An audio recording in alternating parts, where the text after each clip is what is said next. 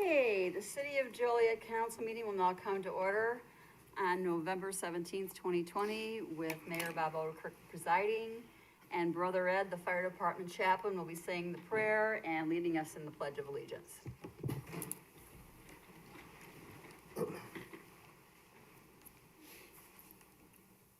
Let us pray. God, our Creator and lover of all, continue to watch and bless our city leaders, our mayor, his council, and all those who watch over us, keeping us safe, especially our firefighters and police officers, nurses, doctors, and all our city essential workers.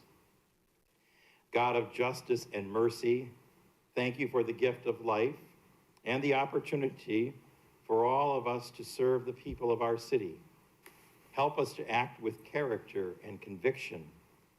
Help us to listen and understand and be in goodwill.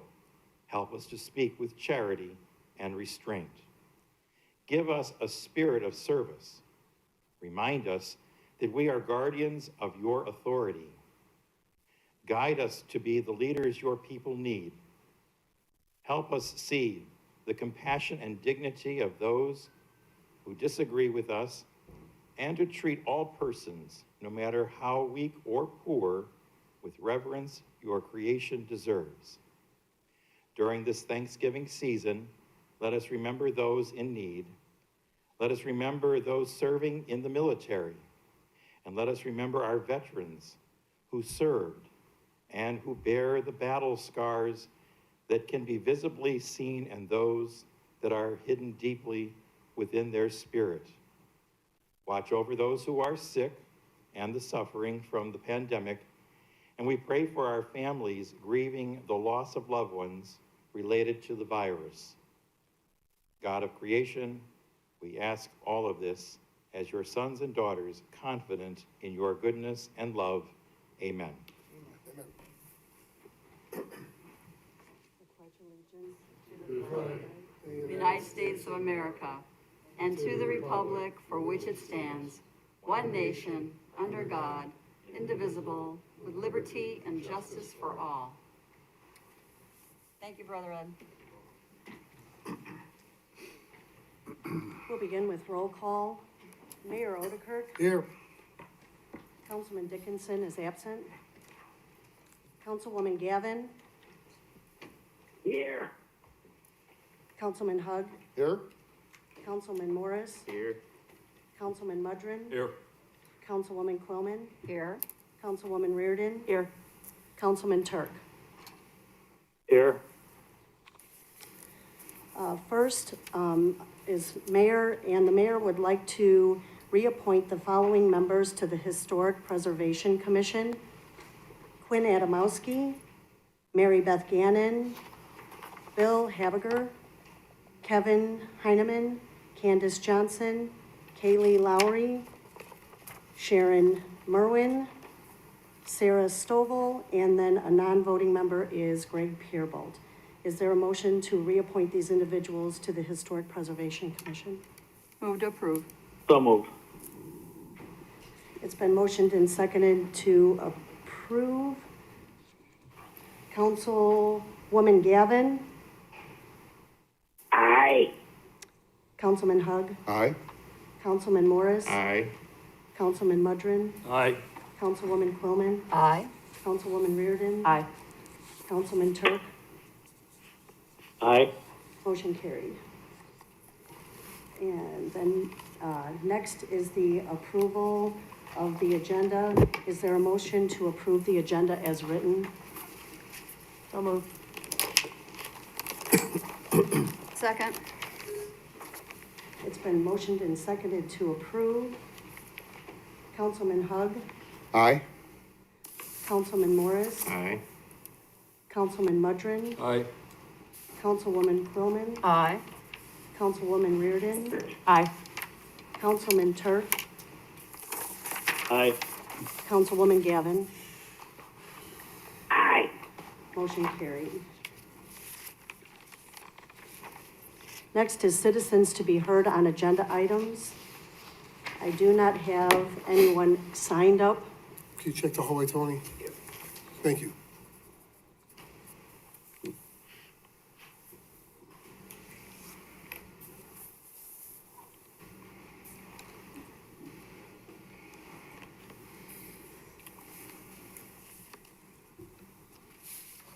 Okay, we're good. Next is council committee reports. First is finance committee. The Finance Committee met this evening at 5:30 in council chambers, and present was Councilman Mudrin, myself, and then by phone was Councilman Turk. We had a presentation by Jane Bernhardt from the Community Development Department for the request for authorization to approve a professional services agreement for development of historic design guidelines manual. Essentially what this is we have currently 130 designated properties, historic properties, and we have quite a few other, I think it's 11,000, I believe is what she said, other properties that are built in the 1950s. So obviously there's a lot more to come. So they reached out to 9 different firms to give us some quotes on creating a uniform guidelines for these different properties. They decided on the Lakota firm, which came in at $33,000. They do have the funds in their 2020 budget for this.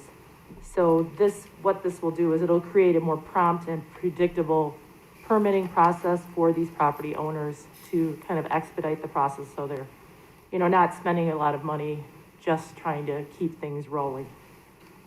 We listened to her report. We all agreed that we thought it was the appropriate decision, and we bring it to the full council for approval. Anything? For the December meeting first. Anything more? Okay. Next was the monthly financial report. Jim Gadotti's here. Jim Gadotti's here to give us a little report on that. Question, Mayor. Yes, Councilman, did Jane explain why it didn't come to land use for you guys? I'm sorry, no, she did not. Okay, well, she called me earlier today, okay. and she said, you probably should have gone to land use, but there was some logistics involved before the end of the year, and grant money of that nature, and they went to expedite it, but if we had any questions, that we should discuss it with her. And she told me the whole plan and everything, and I thought it was in order. Okay, Just, because I know there's questions why it didn't come to land use first. okay. Thank you. Jim, Yes. Good evening, Mayor and Council. do you have good Tonight, news for us? no, I don't, I'm sorry. Tonight, we went over the October closing of the books. I know it's November 16th, but with the ever-changing revenue, it's really hard to predict what's going to happen by the end of the year, especially when some of our revenue items are delayed. For example, we don't know our sales tax for 3 months until after it's collected. However, as I look at it, I still think that we're going to be around $5 to $10 million use of fund balance. I hope it's closer to 5, but depending on what happens for the rest of the year, it could go up to 10. Our casino revenue right now is $7 million short of what it was last year. We have the numbers through October, but as you probably know, the casinos are going to be closed. So we probably will be down about $10 million in our casino revenue. That's about out of 17 million what we had last year. Our sales tax is tracking pretty much close to what we budgeted. The reason for that is because even though a lot of businesses are closed, other businesses are selling. I'm sure if you've been to the Menards or the Home Depot or the Lowe's, you can see that some of the items are off the shelves. So our sales tax is coming in pretty close. We did get some good news for the stimulus money. We had about 5.6 million from the county in their first go-around, over 400,000 from the state. Just last week, as Mr. Hawk reported, the county has agreed to give us $1 million more for our dispatch center. We still haven't received the data on how to apply for that, but as soon as we get it, I can assure you that we'll apply for it, because we do run a dispatch center. The stimulus money really has helped us this year, especially with the casinos. As you probably have heard, our video gaming tax is way down, and with the bars and restaurants being closed, we can expect nothing for the rest of the year. Hopefully, we'll get a vaccine and we can get back on track. I still believe that our fund balance will be above our 20%. That's our target that we set each budget year. I hope to have the 2021 budget to you on your desk by December 1st of this year. And from there, we can go on. I'd be happy to entertain any questions. Mayor, Yes. I would just say, thank you for the report, Jim. And I want to thank staff, Jim and his staff, as well as city manager, and this council, because what he just said about the fact that we can expect our fund balance to be above, at or above the 20% that we need it to be, says a lot about what the entire team, elected officials and staff, have done for since last March to keep this from becoming catastrophic. Although the revenues are down, they're not down anywhere near what they could have been if we hadn't really managed it tightly. So I congratulate everybody involved. On that note, I would like to congratulate my Assistant Finance Director, Christine Schinderly, who has been doing all of our applications and making sure we get it on time. We have applied to FEMA for some additional stimulus money, but I can tell you the feds are much more sticklers for data. I'll give you an example. We asked for money for our deep cleaning, and they asked for the GPS coordinates for every place that we deep cleaned. So Christine has been taking care of that, and it's, I would like to congratulate her for a job well done. I mean, $6 million, that's a good job. Thank you, Christine. Thank No, you. and I'll follow up on that, and Jim, we've talked about this publicly and privately. $120 million in CARES money went to Will County. We've been allocated between 5 and 6 million. It's about 3% of the dollars, and Joliet makes up about 22 or 23% of the population in the county. So that has to be rectified. I know we're working on it, but I want to urge others on the council, if you know anyone on the county board, to reach out to them. There's several county board members that live right here in Joliet, but that, and I know that there's more on their plate. Everyone's got their hands out looking for money, but that those numbers that doesn't work. The 3% or 22% gets 3% of the money. It's not going to work. So we need to work on that as a group moving forward. I did get an email from the county today that many cities still haven't gotten their money. So if they don't meet the deadline, there may be a reallocation by the end of the year. So hopefully we can make up some of that gap, as you pointed out, Mr. Mayor. Thank you. Thank you.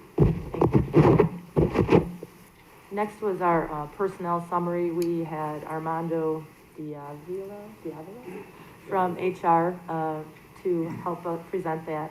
He went over the vacancies and the subsequent filling of some of those vacancies. Of course, there's still 3 major department heads that will be filled, and I'm sure Mr. Hawk is taking care of those. Next was travel expense report. We had very little travel. I think it was $160. And then we reviewed the paid invoice reports. Everything was in order, and everything was recommended to be brought forth to this full council for approval. And that's it. Thank you. Next is Public Safety Committee. Public Safety met earlier this evening at 5:30 in the executive conference room. And Chief Blasky was there, myself, Councilman Hugg, and our Secretary Rosa, and Bob O'Connor from the Herald News. Very, very small group. And on the agenda that tonight was the hazmat recovery ordinance and the agreement with the Fire Recovery USA, and amending our ordinance of Chapter 12, Section 1214, Court Ordinances of the City of Joliet. And Chief Blasky is going to be here to give us a brief summary of what this is all about. It's about bringing more revenue into the city, so it's always a good thing. Mayor, Council, good evening. Thank you for the opportunity to speak to you this evening. What I'm asking you to consider this evening is a amendment to the current hazmat ordinance that we have, as well as entering into an agreement, a service agreement with Fire Recovery USA.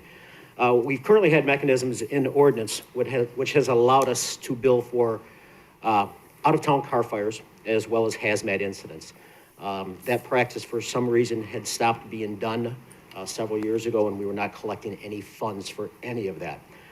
This whole process started about a year and a half ago. We met with a company that works closely with Andres, our ambulance billing company, and they showed us an opportunity that was out there for us to bill for other items than just for ambulance billing.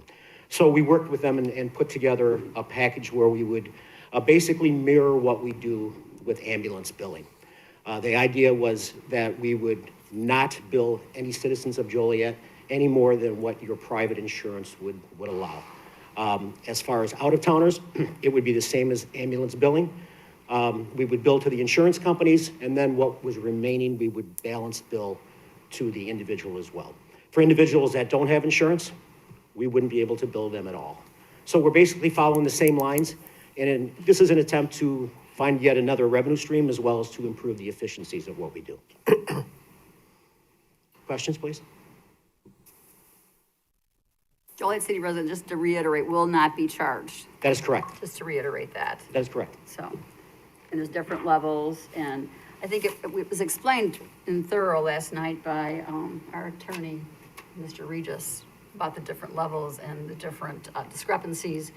Because as a municipality, we're really behind in the fee charging. So this should help us in bringing some revenue. And what was your estimate, about 150,000 a year? The estimate from Fire Recovery, looking at our past experience, was between 100 and 150,000 the first year. And that's after the 20% That is they after, take. that is after they take, yes, their 20%. Okay, thank you, Chief, appreciate that. Thank you. And then under new business, I've been working with the Joliet Fire Department Peer Support Group. I was trained for that with the fire department about a year and a half ago. And it's really taking off. It's a very small group. It's all volunteer. It's retired police or retired firemen, current firemen. We have clinicians on board that are trained in mental health. And anybody that feels like they need to talk about something, you know, this is a closed group. You can go to the JFDpeersupport.com, or you can go to the fire department website and look up peer support, and it'll take you through the prompts of where to go. And our new thing that we're going to be starting is mental health first aid. And what this is, we're going to get some training. Again, like I'm saying, it's volunteering. We're going to get some training, and then have people talk to other folks and train them in first aid for mental health. So just like you have first aid, if you had a cut or you would stop and help somebody, you know, give them first aid, tend to them right away. This is for mental health, what signs to look for, somebody, a peer, a coworker, a family member, neighbor, friend, you know, you might think, what's wrong with you? Well, this will teach you what to look for and how to talk to them and maybe get them to talk, because during these trying times right now with the pandemic, people losing their jobs, not seeing their family, losing family members, it's pretty important right now, and the divorce rate is sky high, and also some of the suicide rates. So with that being said, I would implore everybody to reach out, be kinder to everybody, because everybody's on edge right now. Please wear your mask. Even though you don't think you have it, you might be a carrier, and you might be giving it to someone else. So think of your loved ones, think of your family. You wouldn't want anybody to be dead because you didn't wear a mask, and that could very well happen. And as part of the public safety and being a nurse, I just can't stress it enough right now with all the numbers being so high. So I look at it this way: please wear your mask so you'll be here next year, or even your family will be here for Christmas, because this thing is running rampant and you just don't know, because it affects everyone so differently. So just please look out for everyone and be kind, and That's our report. Thank you, Mayor. Next is Public Service Committee report. The Public Service Committee met here at City Hall in the council chambers yesterday. In attendance, either in person or via remote, were the committee members, Councilman Morris, Councilwoman Gavin, and myself. Also in attendance was Jim Trisna, Director of Public Works, and Allison Swisher, Director of Public Utilities.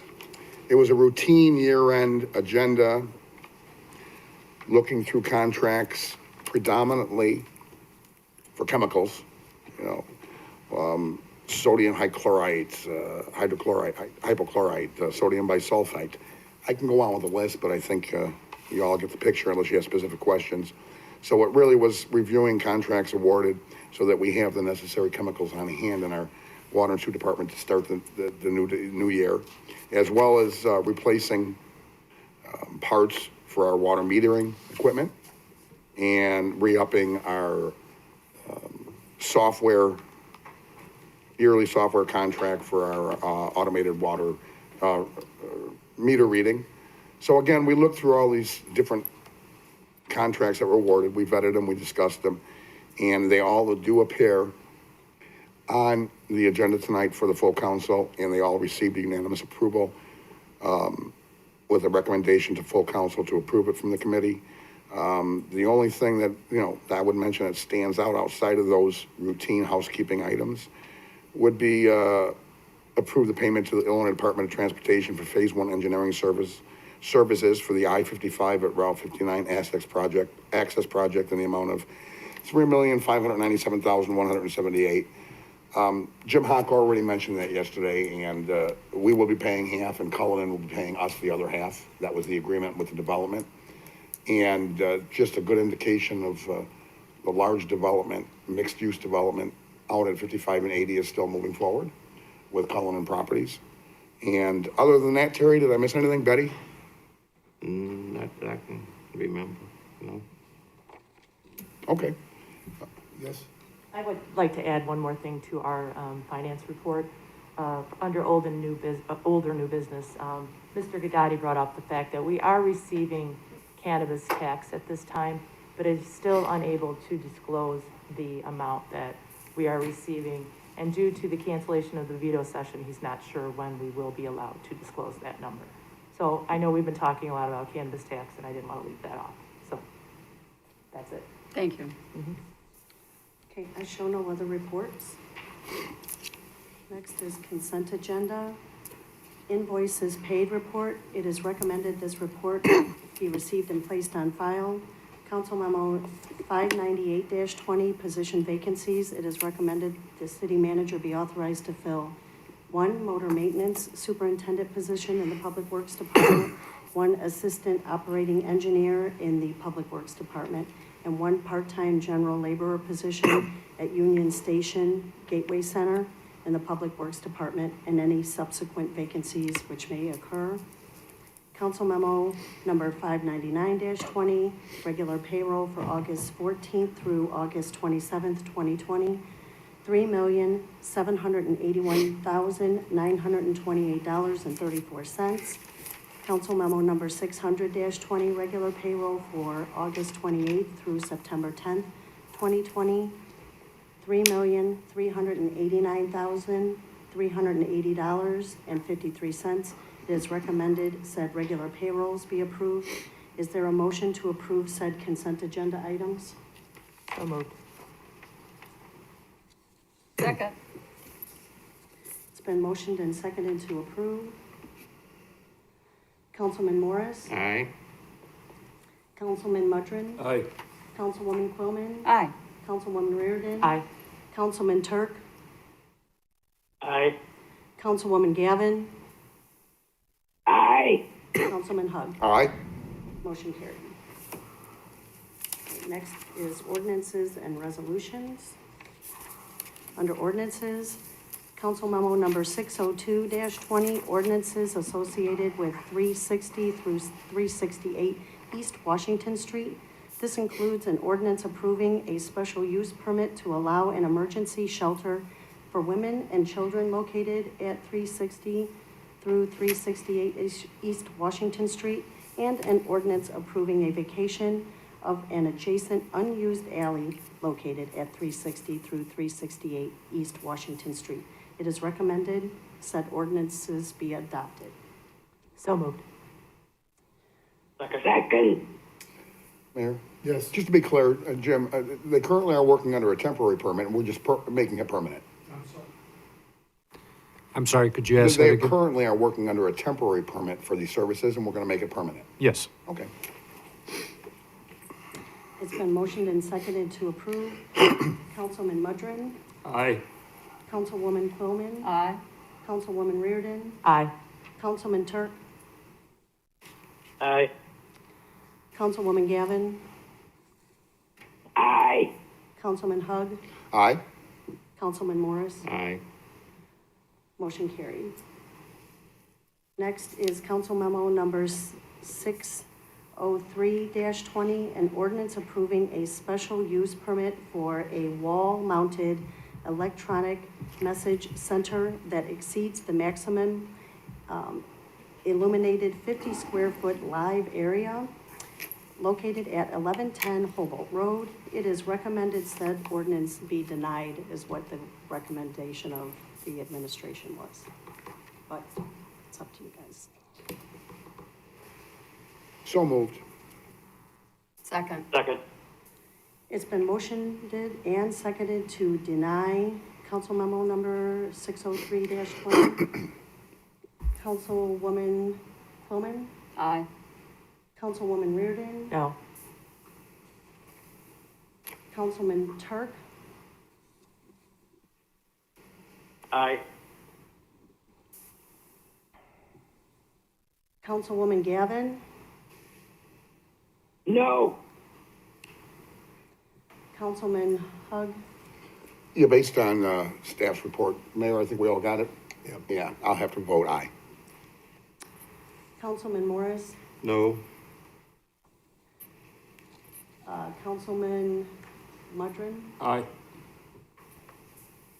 So, it was needing a 2/3 vote, so we actually had 3 noes and 1, 2, 3, 4, ayes, so it's gonna be approved, because it needed the 2/3 vote, which was the passage. It Well, the- was, we needed Mayor, 5. the motion was for denial, correct? Right. Yeah. It was, so, So, 2/3 vote, my vote still doesn't matter then. That's what I was gonna ask. yeah, because we needed, for it to, be denied, we needed, 5 yeses for it to be denied, and then 2 no votes for it to be denied. So we actually have, the only 1, 2, 3, 4 Colleen, yeses to what- the denial. Go ahead, Chris. Sorry, there's a little confusion. The motion was to deny, so the Right. 2/3 provision does not take effect. The 2/3 provision would take effect if the council were to vote to override the recommendation of the zoning board of appeals. Okay. That was not the case here, so a simple majority to deny will pass the motion. So the motion to deny has been granted and approved. Now, because we only have 8 here tonight, so I'm not the tiebreaker. Theoretically, I could be the tying vote. What happens when an affirmative motion is made and we have a tie vote? The rule requires a 2/3 majority of individuals holding office. So even if somebody's absent, His vote counts? yes, Or his non-vote counts? correct. Okay. Okay, so then 603-20 for the record, which was for the electronic message board. It is denied that will not be allowed.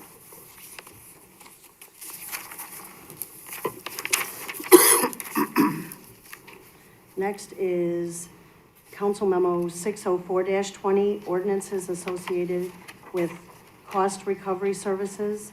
This includes an ordinance amending the current hazmat cost recovery ordinance and authorization to enter into a service agreement with Fire Recovery USA to begin January 1, 2021, and an ordinance amending Chapter 12, Section 12 through 14, Code Ordinance of the City of Joliet Code of Ordinances. It is recommended said ordinances be adopted.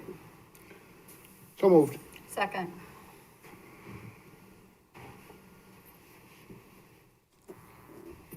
It's been motioned and seconded to approve. Councilwoman Reardon, Aye. Councilman Turk, Aye. Councilwoman Gavin, Aye. Councilman Hug, Aye.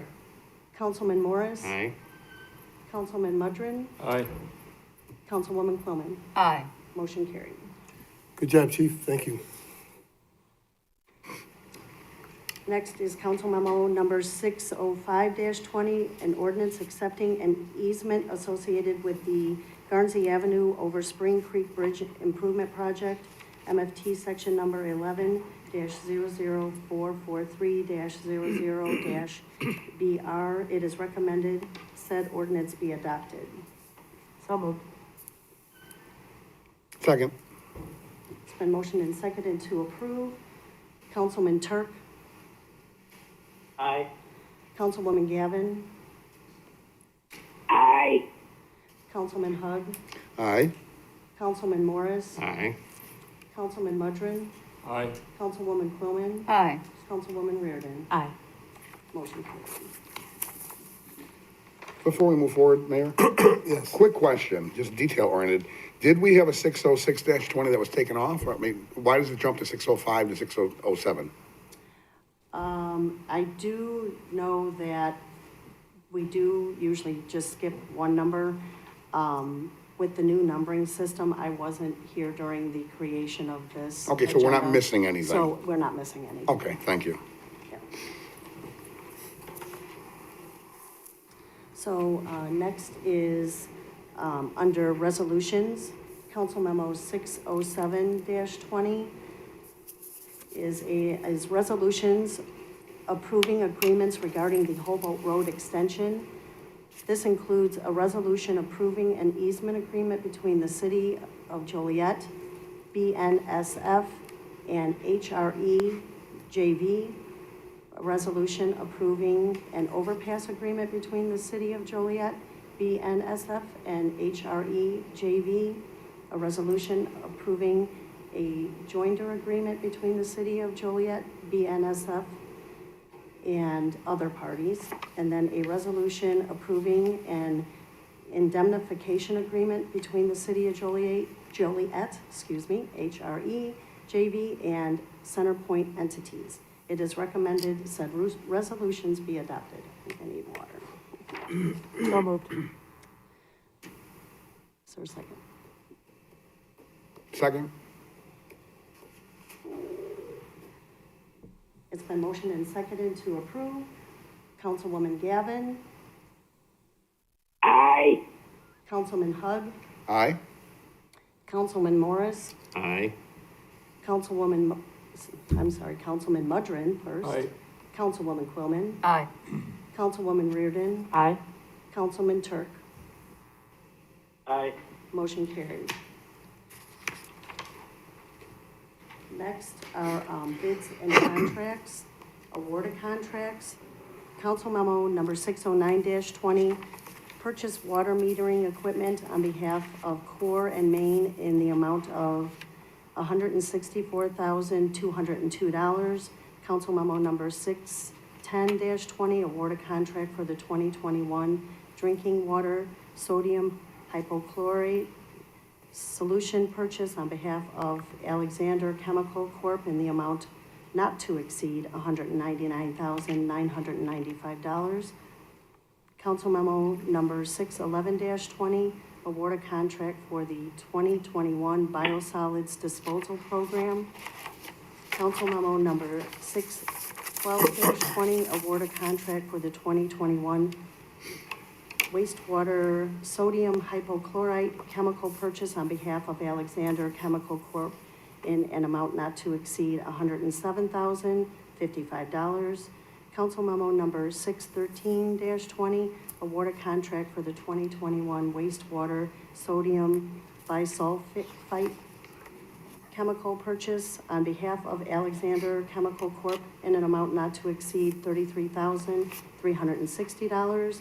Council memo number 614-20, award a contract for the 2020 aluminum sulfate solution purchase on behalf of USolco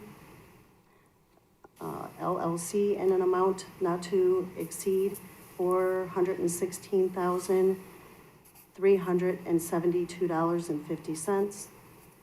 Council memo number 615-20, award a contract for the 2021 sodium permanganate chemical purchase on behalf of Caris Corporation in an amount not to exceed $214,368.64. Council memo number 616-20, award a contract for the 2021 manganese sulfate chemical purchase on behalf of Caris Corporation in amount not to exceed $155,223.60.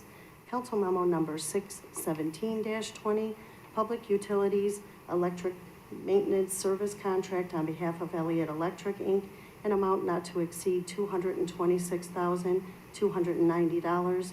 And council memo number 618-20, award a contract for the 2021 blended phosphate purchase on behalf of Hawkins, Inc., in an amount not to exceed $63,600. It is recommended council memos number 609-20 through 618-20 be approved.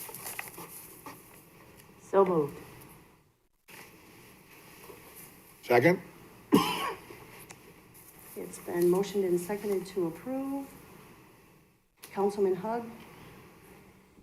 Councilwoman Reardon, it appears you and I are the ones who want to make motions tonight. Maybe Aye. we're the only ones that want to go home. Councilman Morris? Aye. Councilman Mudrin? Aye. Councilwoman Quillman? Aye. Councilwoman Reardon? Aye. Councilman Turk?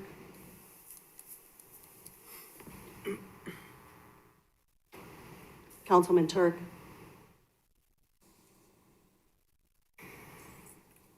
I don't know if we We're gonna lost address him. this in just a minute under new I business. don't know if we lost him. Yeah. Councilwoman Gavin? Uh-oh. We have enough aye votes, don't we? Yeah. Is it Is there a gone? glitch in the system or something?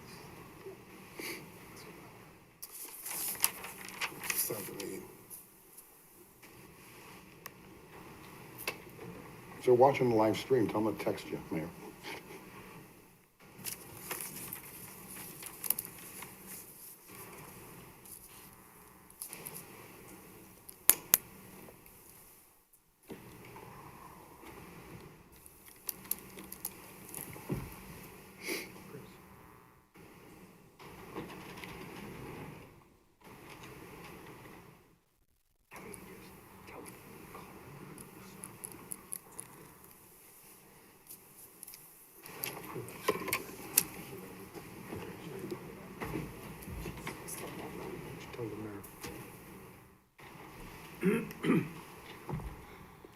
Councilman Turk? Yeah.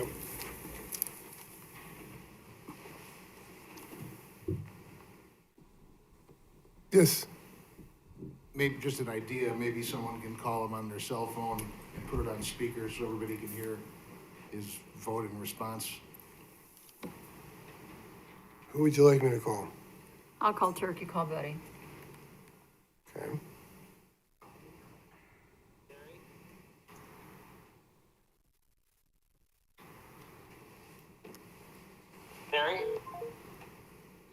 Sounds like they're back in. Hi, Betty?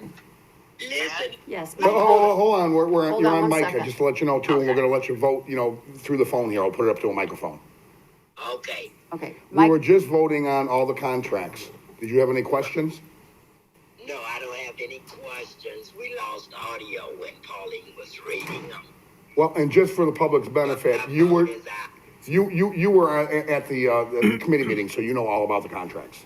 Yes, my vote is aye. Okay? Okay. Mike, did you have any questions about the contracts? I didn't, Jen. When Buddy? Colleen was reading the agenda items, keep you that's on when till the we end of could the hear meeting, you. okay? You couldn't hear us. I could hear you through the TV, but I guess you couldn't hear us. Do we need to redial back in or just do it the way we're doing it? Well, there's one more vote after this, so let's just finish it up tonight. All right. Just stay on your, so what is your vote then? Aye. Okay, Okay, so let the record show that Councilwoman Gavin and Councilman Turk had been attending the meeting remotely, and for the record, we did lose contact. They were contacted, and both Councilwoman Gavin and Councilman Turk voted aye for the passage of all of the award of contracts. in here, right? Yes. Okay. Thank you. Okay. Okay, so next we have amendments, change orders, and payments. Council memo number 620-20, approve payment to the Illinois Department of Transportation for Phase 1 engineering services for the I-55 at Route 59 access project in the amount of $3,597,178. Council memo number 621-20, approve annual software payment for the census automatic meter reading system on behalf of Core and Maine in the amount of $60,358. Council memo number 622-20, approve change order number 3 for the East Side wastewater treatment plant phosphorus removal project to Williams Brothers Construction, Inc. in the amount of $229,981.01. It is recommended council memos number 620-20 through 622-20 be approved. So moved. Second. It's been motioned and seconded to approve. Councilman Morris, Aye. Councilman Mudrin, Aye. Councilwoman Quillman, Aye. Councilwoman Reardon, Aye. Councilman Turk, Aye. Councilwoman Gavin, Aye. Councilman Hug. Aye. Motion carried. Next is the city manager's report. Thank you. Mayor and council, as you know, today the governor announced that we will be going to the next tier of mitigation for COVID protection. And this includes allowing employees to work from home in an office situation wherever you can. Due to a significant rise in cases in City Hall today, effective Friday morning, City Hall will be closed until further notice. I know the mayor had a conference call this afternoon with the governor and other mayors around the state, and I'm sure he's got some more information to provide. Thank you. We will get this information up on our website and issue a press release tomorrow as well. Mayor? Yes. Jim, closed as in closed to the public, or closed as in nobody will be here? Closed as in closed to the public. Few department heads and myself will probably physically be here. As you know, we're waiving any late fee for water and sewer payments, so people can still do that online or by mail, or they can wait if they want to physically come here till City Hall opens again. So as much personnel as possible will be working from home. They will still be answering emails, issuing building permits, and doing whatever they can. Just about everybody has laptops, so those that can work from home will be home. Thank you. Next is new business, not for final action or recommendation. Terry? Nothing. Larry? Nothing. Jan? No. Pat? I do.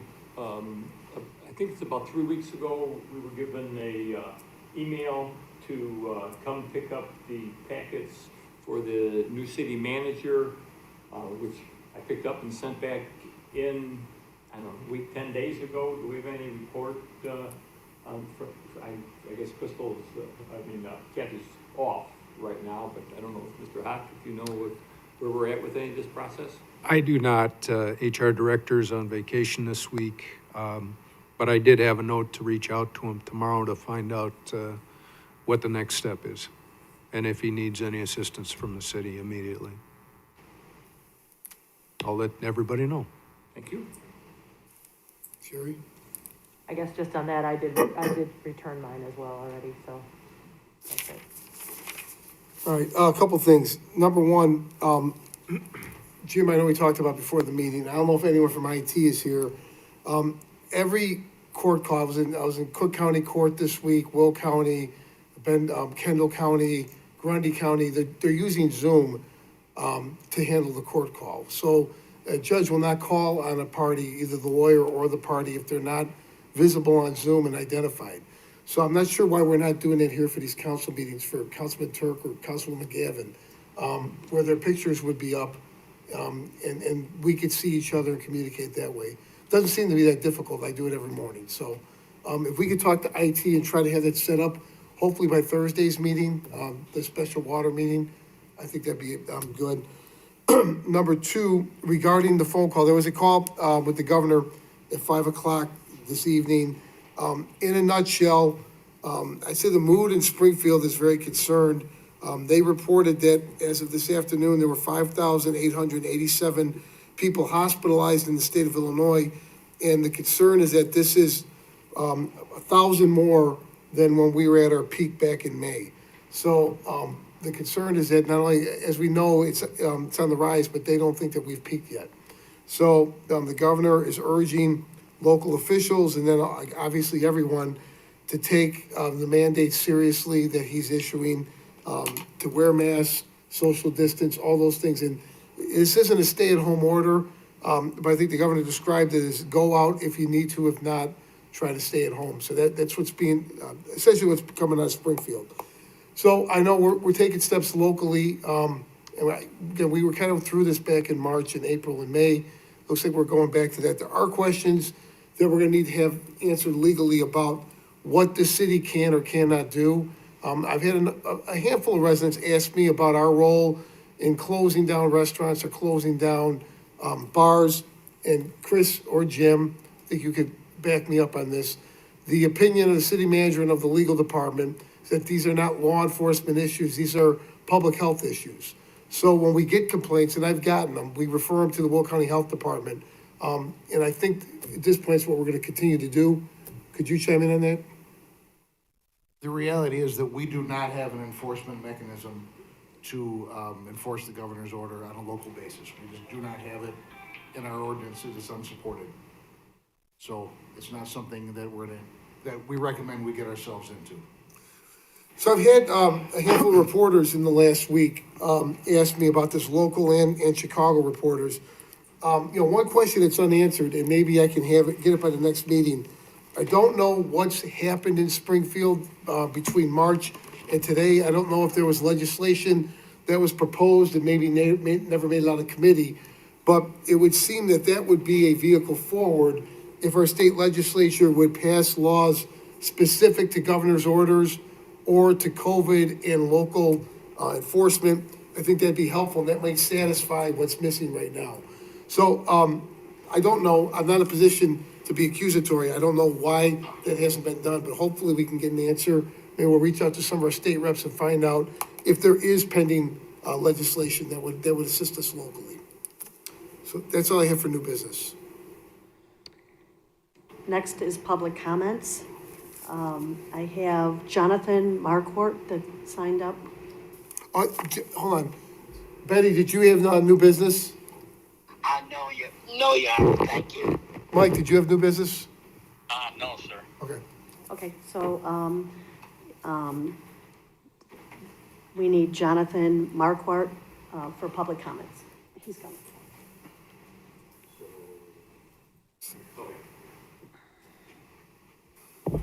Sorry, I didn't know the appropriate avenue to get into this bisected room here. Good evening, council members. I'm here to talk about police reform again. I'm still very disappointed in the lack of progress on the matter. Despite coming and asking for a meeting on the matter last month, I received no such follow-up. In fact, I received the opposite. I won't name a name, but I did have a city official call me, and the call was nothing pleasant or productive. The gist of it was a declaration of, I'm not going to work with you, and an accusation of me being disingenuous. So let me be abundantly clear. When I come in here and I ask for a call back or a meeting, I'm asking for something substantial and something specific. I'm not asking for a chat in the hallway somewhere. I'm not asking to be explained at on some other issue that is already mitigated or not relevant at all to what we're working for. I'm asking for work to be done. You've had the proposals for a long time, and we have honestly done a lot of the work for you in researching and writing the proposals. We even have played the game the way that you want us to, getting input from Chris Regis, other people in the city on how to write the document, and frankly, getting sent in a circle about that. We've been sent to people that we've already spoke to on this matter. And all I do is come in and say, hey, let's get this done. All I've gotten is cold shoulders and an occasional nasty phone call. I'm mostly upset at how long you've sat on your hands about this. I've been coming to these meetings since June, and it doesn't take a historian to see that equipment in the city is outdated. We've already lagged behind on getting updated tasers, and we are definitely behind the majority on implementing body cams. Most cities already have these in place. Why don't we? Do we not want the best that we could provide for the city? In addition to those equipments, you've had a long list of ways you can make things better sitting in your laps for the longest time now. Anyone who has followed this will know where the blame lies the next time a preventable atrocity occurs at the hands of JPD. It's on the city council for their inaction. It's on the chief of police for a lack of accountability to the public. And it's to the police unions for having the city in a stranglehold. God forbid somebody does something right in this city, because if they do, they might get fired, they might get arrested, or they might get blackmailed. Thank you.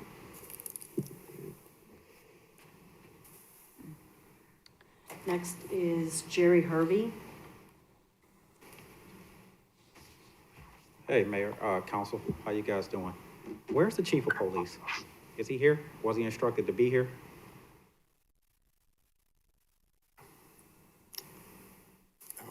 I mean, I'm just asking that because time and time again, I have to come in here and talk about the police department and the things that they're doing, and not a single person in this room is responsible for what they've done. He controls the police department, so he should be in here hearing this. The city council didn't do it. Y'all are not responsible for anything that they have done. Why does he get to keep skating by without hearing what we're telling him?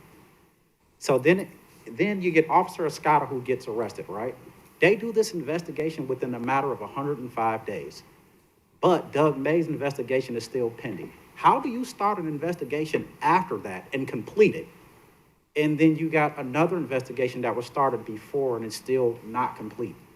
Then he goes a step further and makes a bold statement and says, well, Escada broke the law, he violated the policy, now he has to suffer the consequences. Really? Well, where are the consequences for Adam Stapleton, who shot a guy in the face and now we're being sued about it? And he's named in 2 different lawsuits. Where are the consequences for Jeremy Harrison? Where are the consequences for every officer involved in that Soldier case? Where are the consequences for Joe Rosado, Nick Crowley, 2 cases, Dwayne Wise, Mark Reed, all of these officers, but you're saying that you're holding somebody accountable. Why is he not here? Because there's not a single person in this room who was responsible for what the police has done. He controls the police department. He needs to be here. We pay him $250,000 a year in salary and benefits. He should definitely be in here to hear what we have to say to him. That's all I got. Thank you. Is there anyone else that would like to make a public comment? No. Next is mayor and council comments. Terry? No, nothing. Nothing. Jan? I'd just like to reiterate what we said last night about the dash cams. They are all in place, and except the brand new cars, but they will be getting them very shortly. And that's where we're at with that. Yes. Mayor, I do have a request for a brief closed session. Okay. Pat? Just stay safe, everyone. Jerry? I'm good, thanks.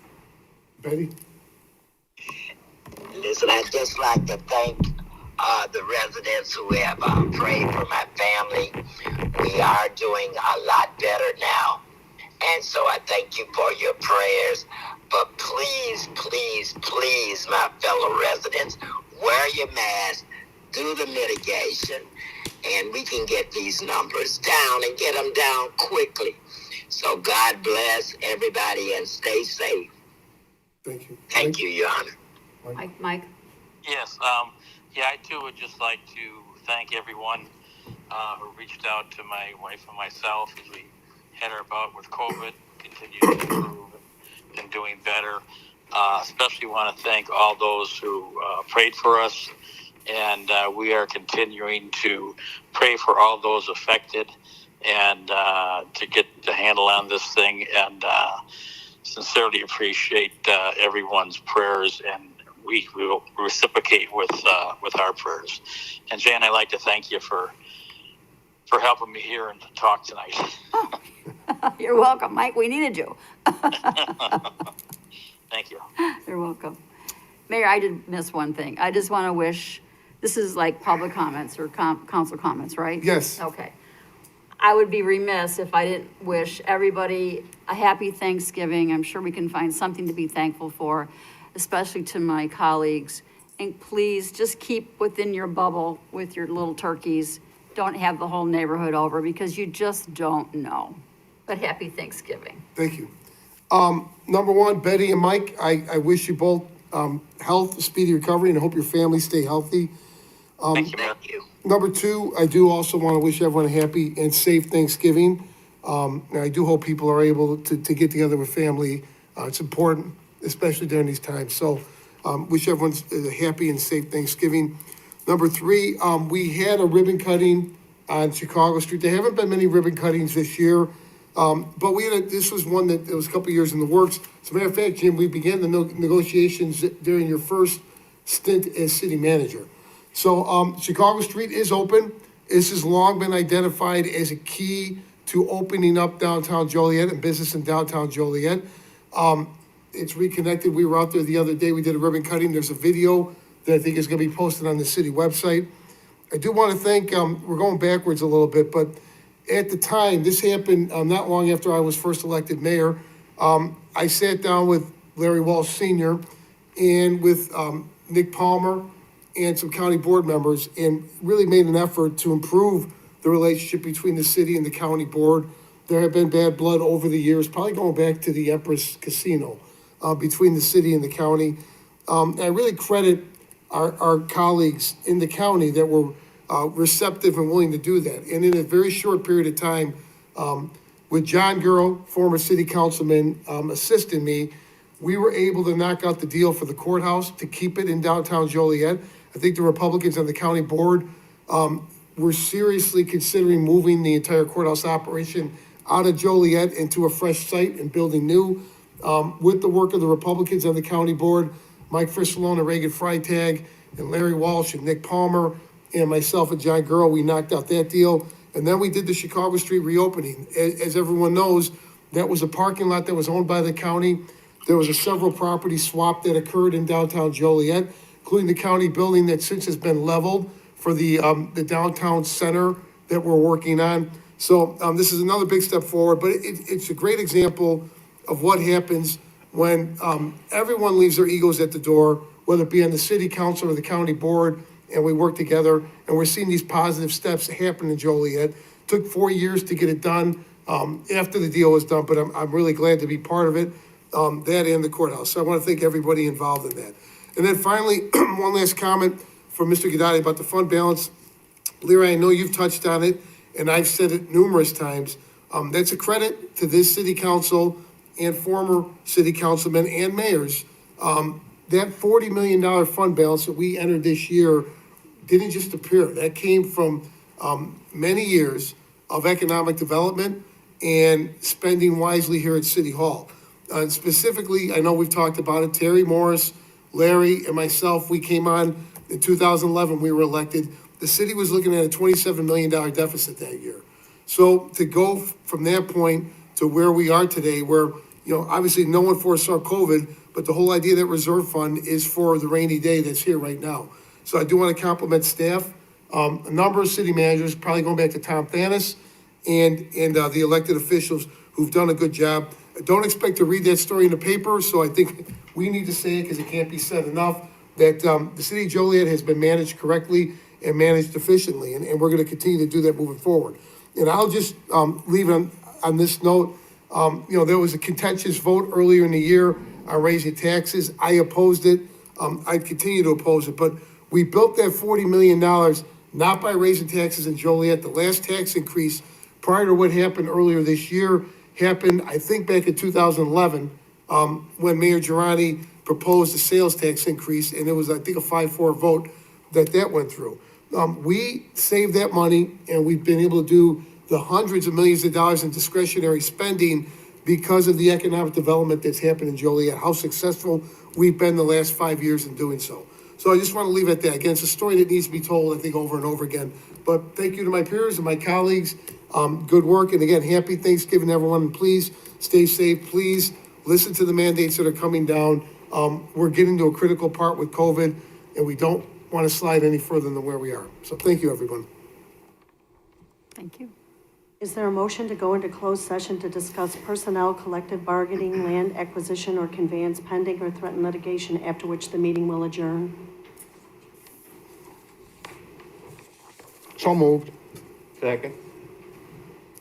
It's been motioned and seconded to go into closed session. Councilman Mudrin? Aye. Councilwoman Croman? Aye. Councilwoman Reardon? Aye. Councilman Turk? Aye. Councilwoman Gavin? Aye. Councilman Hug? Aye. Councilman Morris? Aye. Motion carried.